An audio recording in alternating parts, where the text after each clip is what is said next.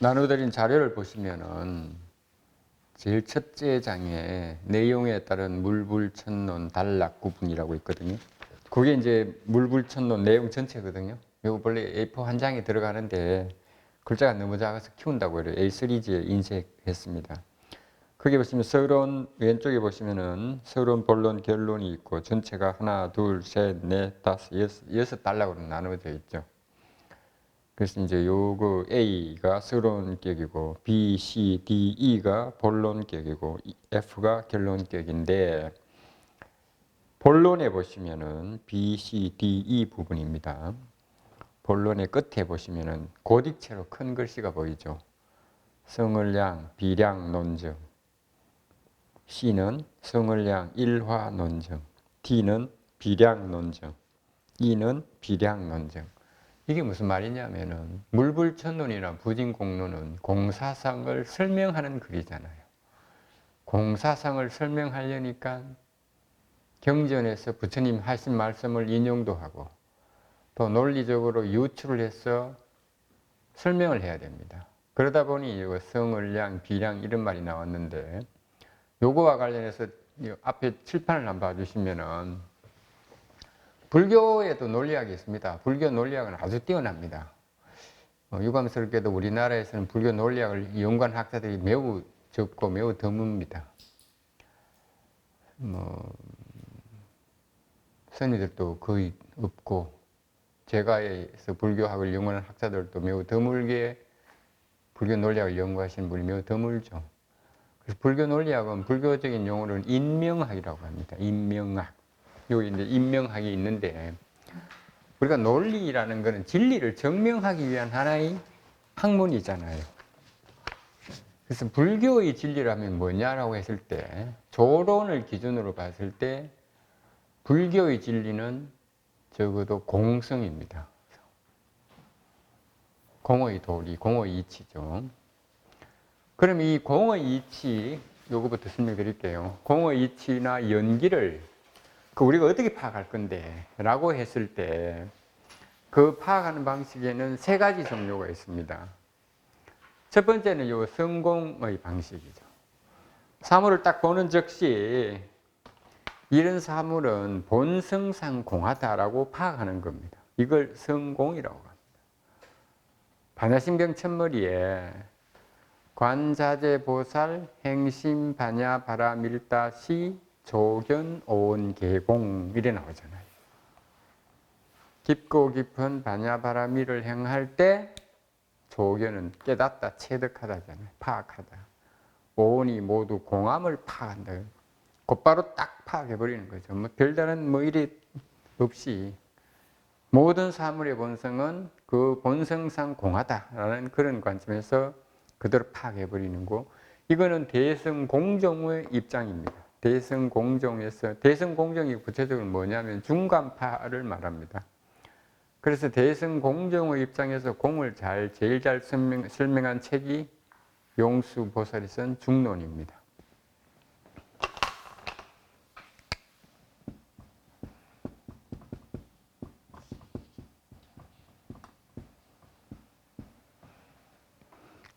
그럼 이제 중간파 같은 경우에는 공을 이런 식으로 파악을 하고 공이나 연기를 이런 식으로 파악하는데 공, 연기가 같은 말이라 그랬죠. 공성, 연기, 성공 다 같은 말인데 어쨌든 공성과 연기를 파악하는 방식을 하면 1번은 성공의 방식. 본성 딱 보는 즉시 본성상 공하구나. 이게 딱 철견이라 그러죠. 철견.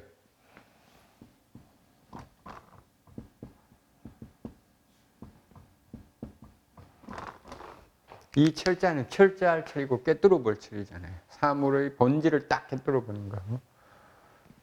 자, 두 번째는 관공의 방식입니다. 이 관공이 관공은 이 관은 관법이죠. 수행하는 관법입니다.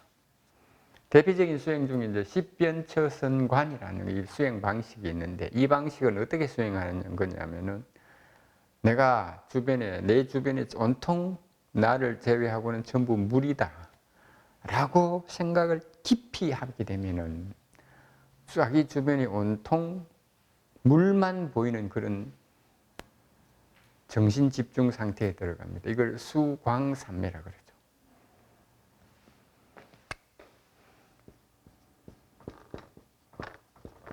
산매란 말은 정신 집중이란 뜻이죠. 산마디의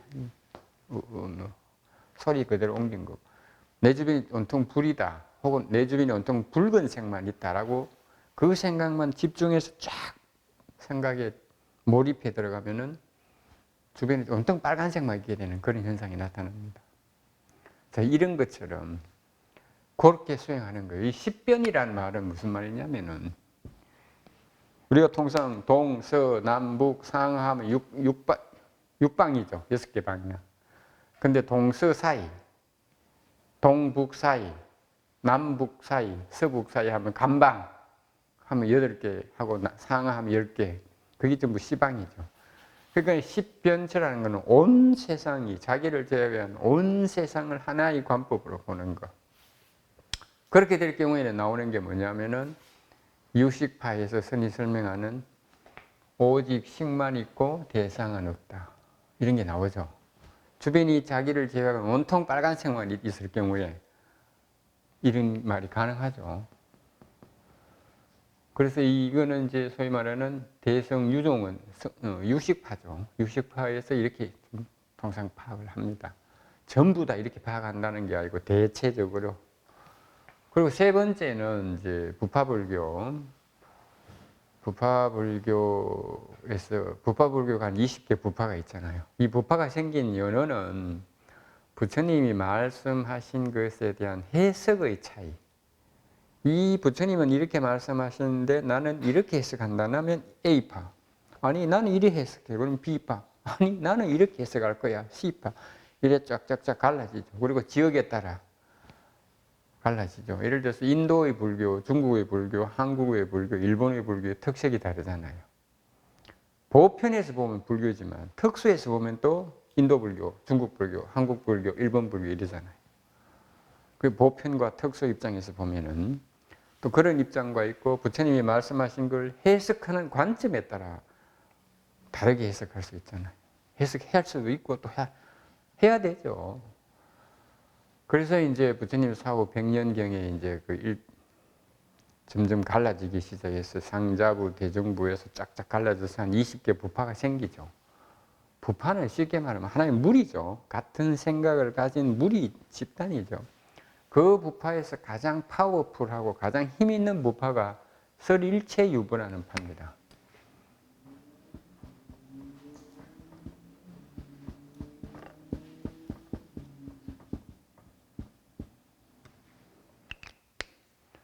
이 글자 그대로 보면 일체가 있다고 말하는 파입니다. 설일체유부는 어려운 게 아니고요. 일체가 있다고 말하는 파. 이 사람들은 무아를, 부처님이 말씀하신 핵심은 무아 아닙니까? 무아. 무아를 증명하기 위해서 오랫동안 고민을 했습니다.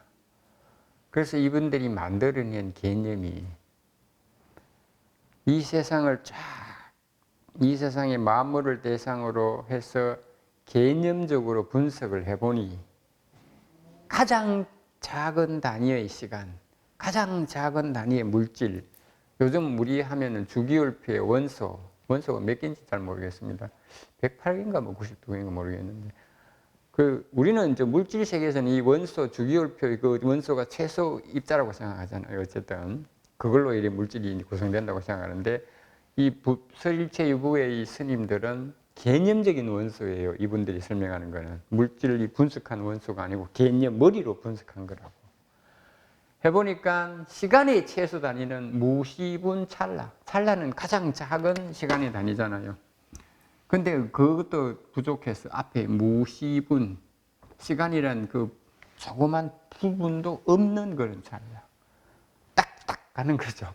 그리고 방은 모양이잖아요. 사각형이잖아요. 그런 모양, 입체가 전혀 없는 물질, 금이라 그러죠. 이걸로 구성되어 있다. 그럼 이 종류가 몇 가지냐? 자기들이 분류를 해보니까 그룹은 5그룹이에요. 5그룹에 속한 숫자가 다 헤아려보니까 대략 75개 정도 되더라고요. 처음에는 5위 69법을 주장하다가 그리고 구사론에 오면은 오위 75법으로 확립이 되고 대성 유식파에서는 오위 100법을 주장해요. 근데 우리는 지금 설일체 유부를 하니까 설일체 유부의 이 뛰어난 학생들이 정리한 책이 대비바사론이라는 책이 있습니다. 200권인데요. 양이 방대합니다. 그 200권을 요약한 책이 이제 좀 비판적으로 요약한 30권으로 요약한 게 아비달마 구사론이죠. 세친 스님이 쓴.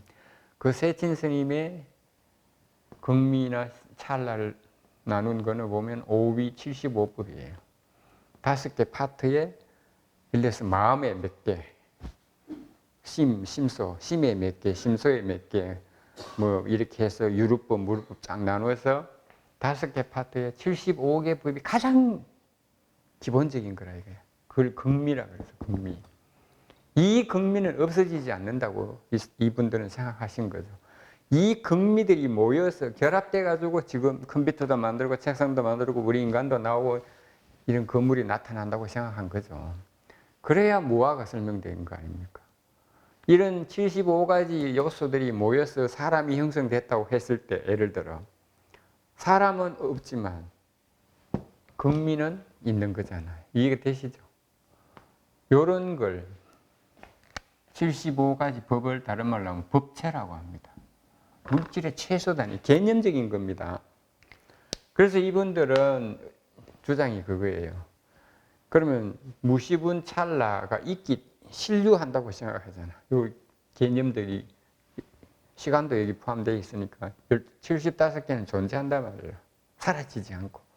쪼갤 수 없는데 더 이상 쪼개서 쪼갤 수 없는 최소의 단위가 극미. 그래서 이 사람들은 분석공이라고 그래요. 예를 들어서 이 보드마크를 쫙쫙쫙쫙 쪼개 들어가면 더 이상 쪼갤 수 없는 최소 단위가 극미라고 하는 거죠. 이 극미는 과거, 현재, 미래에 항상 존재하는 거죠. 왜? 찰나가 존재하기 때문에. 찰나도 일종의 극미잖아요. 극미는 없어지지 않는다고 생각했어요. 그러니까 이분들이 주장을 한마디로 요약하면 이겁니다. 삼세, 시류, 법체, 항류. 과거, 현재, 미래는 실제로 존재하고 법체, 이런 75가지 법체도 항상 존재한다. 이게 설일체 유부가 내세우는 깃발입니다. 그래서 유잖아. 그래서 설일체 유부입니다. 그러면 이거는 삼세, 시류, 법체, 항류는 다른 말로 하면 요약하면은 이 실체에 의거해서 임시적인 것이 있다. 이실유가가 되잖아요. 오온은 우리 몸은 색수상 행식이라는 오온으로 구성되어 있잖아요. 우리 몸은 무하지만 오온 자체는 법체이기 때문에 없어지지 않는다는 거죠. 그래서 설일체유부라고 합니다. 그런데 이런 법체를 인정하게 되면은 이걸 극미 혹은 법체라고 하는데 이걸 실제로 존재한다고 생각하게 되면 힌두교의 아트만이나 별 차이가 없잖아요. 불교의 무아나. 그래서 이걸 비판하고 나온 것이 중론이죠. 그래서 이제 요 분석공의 방식을 좀 알려면은 대비바사론을 다 읽어야 되는데 그거 어떻게 다 읽습니까? 200권. 쉬운 책도 아니고. 그래서 그걸 비판적으로 요약한 구사론 30권이거든요. 개송은 600개입니다. 600개송에 세친스님 본인이 개송이 너무 압축돼 있잖아. 그걸 좀 주석을 붙여놓은 게 구사론이죠. 구사론을 다 읽으면 좋은데 구사론이 전부 팔품이죠. 중요한 부분은. 티베트어로 된 구사론하고 현장 선생님이 번역한 구사론 내용이 대동소이한데 티베트어는 팔품으로 딱 돼 있어요. 거기에 이제 보면은 제일 중요한 건 물론 처음부터 법, 뭐, 개 이런 거 이제 사람은 어떻게 만들어지고 이 세상은 어떻게 이런 설명이 쭉 나오고 어쨌든 불교에서의 최종 목표는 번뇌를 없애고 해탈하는 거죠. 그래서 이 번뇌품은 한번 읽어봐야 되는 거라 구사론에서. 번뇌품에서 구사론보다 더 번뇌를 잘 설명해 놓은 책이 거의 없습니다. 그 번뇌품을 언제 읽어봤으면 좋겠네. 그 이제 그 구사론은 한 이 분석공의 방식이죠. 그리고 여기 간공은 성유식론, 유식파니까. 그리고 요거는 중론. 그래서 공이나 연결을 파악하는 그 방식은 크게 말해서 말씀드린 겁니다. 소소하게 또 다른 차이는 있을 수 있어요. 크게 말씀드렸어요. 성공의 방식, 관공의 방식, 분석공의 방식. 이 분석공은 하나하나 사물을 쪼개서 법체 이외에는 없구나. 그래서 공이다. 라고 증명하는 거죠. 물불천론에서 주요 비판하는 대상은 이 분석공이 비판합니다. 분석공하고 이게 어디 나오냐 하면은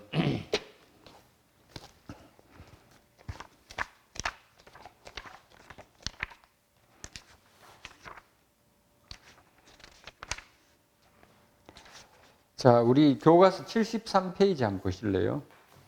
72페이지. 72페이지 2번에 그 한문 밑에서 둘째 줄 한번 볼게요. 실상자무 찾았습니까? 밑에서 둘째 줄. 실상자무. 실상은 스스로 없는 것이지. 비추지사무. 사무가 뭡니까? 없게 만드는 게 뭡니까? 분석하는 거잖아요. 이게 바로 분석공을 말한 거예요. 사무가. 밀고 없게 만들어서 공한 것이 아니라 이거예요. 부파 설일체 유보가 주장하듯이 이래 하나하나 잘게 썰어서 결국에는 없게 만드는 그런 분석공이 아니라 이거지. 왜? 사물은 그 자체로 공하기 때문에. 이게 지금 분석공을 비판한 거고, 우리 물불천에 보시면은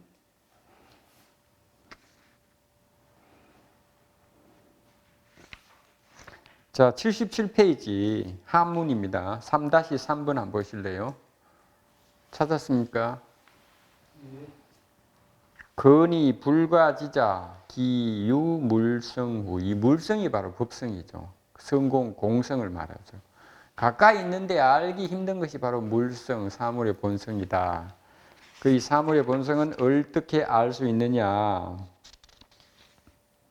자, 여기 지금 요 같은 구절이 3번 나오는데,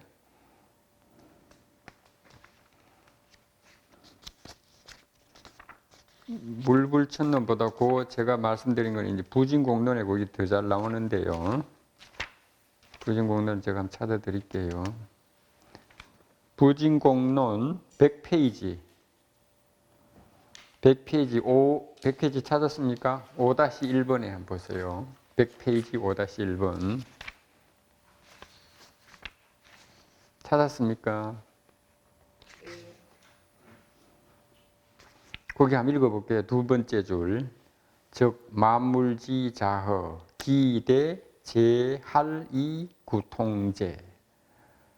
만물은 스스로 공한 것이지 어떻게 제할은 나누고 쪼개는 겁니다. 제자가 이거 우리는 제상 제자로만 알고 있잖아요. 사실은 이 제자가 죽이다 뜻도 있습니다. 쪼개다 이런 뜻도 있고요. 그리고 제할은 뭡니까? 구분하는 거 아닙니까? 그 제할 자체가 이래 잘게 이래 쓰는 겁니다. 어떻게 사물을 잘게 썰어서 공하게 만들어서 통함을 구하느냐, 공을 찾느냐 이 말입니다. 자, 162번 그 각조 한번 볼게요. 불학이 현상을 관찰해 진리를 파악한 시에는 두 가지가 있다. 하나는 일체설이고 하나는 분별설이다. 일체설은 직관적인 방식으로 요점을 파악하는 것을 말하며 분별설은 현상을 하나하나 분석한 뒤 진리에 접근하는 태도다. 성공은 일체설의 대표적인 예이고 분석공은 분별설을 대표한다. 그러면 이 관공은 뭡니까? 또 중간에 좀 약간 절충된 형태라고 할 수 있겠죠. 그래서 이게 이런 게 요 만물지 자허라는 이 구절이 부진공론은 3번이나 되풀이 돼요. 이 분석공을 비판하는 겁니다. 물불천론과 부진공론은 분석공 방식이 잘못됐다. 왜? 이렇게 분석하다가 결국에 남은 게 뭐였습니까? 신류인 법체라는 개념을 만들어내잖아요. 이거는 신류가 있다는 거는 부처님의 모화에 어긋나잖아요. 연기에. 그래서 이거 비판하는 거예요. 그래서 이 대성공정은 설일체 여부를 비판하는 거죠. 이 법체, 극미는 더 이상 분해할 수 없는 걸 극미라고 합니다. 이런 게 있으면 안 되잖아. 그래서 여기 이제 연기를 파악하는 방식이 성공, 관공, 분석공. 분석공은 부파불교 대표주자인 설일체유부의 대표적인 방식. 성공은 중론파, 중간파, 이거는 유식파라고 보시면 되고. 그러면은 이렇게 진리를 찾았다 이거예요. 그럼 남들한테 그걸 증명을 해줘야 될 거 아닙니까? 야, 이게 진리다, 이게 공이다. 예를 들어서 수학 같은 경우는 문제를 풀 때 아주 논리적이니까 착착 등식이 이꼬리 해서 결론이 딱 나오잖아요. 이 과정이 딱 그 자체가 증명하는 방식이잖아요. 그럼 불교 같은 거 이거 어떻게 증명할 건데? 이 세상에 이렇게 복잡한데 어떻게 증명할 건데? 그래서 불교 논리학이 나옵니다. 불교에 처음에 논리학이 인도 고대에 논리학파가 있었죠. 거기서 영향을 받은 거죠.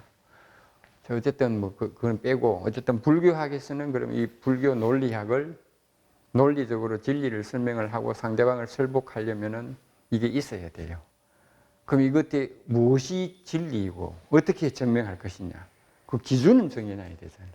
그래야 서로 한참 이야기했는데 서로 개념이 다르면 의미가 없잖아요. 그래서 그걸 불교 논리학을 불교적인 용어로는 인명학이라고 합니다. 인명. 요 인은 원인이란 뜻입니다. 원인을 밝히는 학문. 왜? 진리를 증명할 때 혹은 어떤 것을 논증할 때 가장 중요한 것은 뭡니까? 원인과 근거, 논거를 밝히는 거잖아요. 이렇기 때문에 이게 맞다라고 해야 되잖아요. 이게 맞다라고 하면 안 믿잖아요. 왜 맞는데? 이렇기 때문에. 그게 제시를 해야 되잖아요. 그 이렇기가 바로 인이잖아. 그럼 이 진리를 불교 용어로는 양이라고 해요. 양. 이 양에는 저울로 물건을 재다라는 뜻도 있지만 명사로서 하나의 기준, 척도 이런 뜻도 있습니다. 여기서 양은 진리라는 뜻이에요. 기준이 되는 그 양이니까. 기준이 우리가 저울에서 기준이 되는 눈금이 0이잖아요. 저울 때 물건이 안 올려져 있으면 그 저울에 눈금 0에 가 있잖아요. 그게 기준이잖아. 자, 그래서 그럼 이제 세 가지 방식이 있어요. 진리를 파악하는 게. 이 양을 진리라고 보셔도 혈량. 현장에서 곧바로 진리를 파악한다고 해석하셔도 되고, 이건 어떤 건데요? 우리의 5가지 감각기관으로 보고, 맛보고, 만지고, 말 듣고, 느껴서 이게 그거구나라고 깨닫는 거예요. 딱 보고, 아, 이거 책이네. 시각으로 딱 보고, 또 손으로 만져보고. 이거는 감각기관으로 곧바로 현장에서 파악하는 방식이죠. 이것을 혈량이라고 합니다. 근데 우리가 감각기관으로, 우리 5가지 감각기관으로 곧바로 파악할 수 있는 건 한계가 있잖아. 이 세상이 이렇게 많고, 이 우주 이렇게 넓은데 어떻게 그걸 다 파악해? 그러면은 진짜 중요한 건 이 비량이죠. 비량이는 추리의 방식입니다. 그냥 추리하면 안 되잖아. 근거가 있어야 되잖아. 뭘 근거로 하는데? 이미 알고 있는 지식. 이미 알고 있는 지식은 누구나 다 인정하잖아. 혹은 혈량으로 얻은 지식을 통해서 이걸 기준으로 추리하는 거예요. 추리하는데 그냥 추리하면 안 되잖아. 방식이 있어야 되잖아. 그 방식이 삼지작법이라고 해요. 3단 논법하고 비슷한데 좀 다릅니다. 삼지작법은 3가지로 구성되기 때문에 3가지 지자전형이 벌어지는 거예요. 3가지로 벌어진다고. 뭐? 종, 인, 유로 벌어지고. 종은 명제란 뜻입니다. 예를 들어서 모든 유리병은 깨진다. 이게 하나의 명제잖아요. 그게 왜 깨지는데? 물으면은 이유를 설명하잖아요. 유의법이기 때문에. 인과 연이 결합해서 만들어진 것이 유리병이기 때문에 모든 유리병은 깨진다. 첫 번째, 모든 유리병은 깨진다는 이 말은 명제죠. 명제는 종이라 그러고 유의법이기 때문에 혹은 인과 연의 결합으로 나타났기 때문에 라는 이 2번째 문장은 인이죠. 원인을 설명했잖아요. 그러면은 명제가 나오고 원인만 되면 끝입니까? 사람한테 더 설득력을 가지려면 하나의 보기가 필요하잖아요. 보기. 보기가 바로 유라고. 이거 예정이죠. 예정.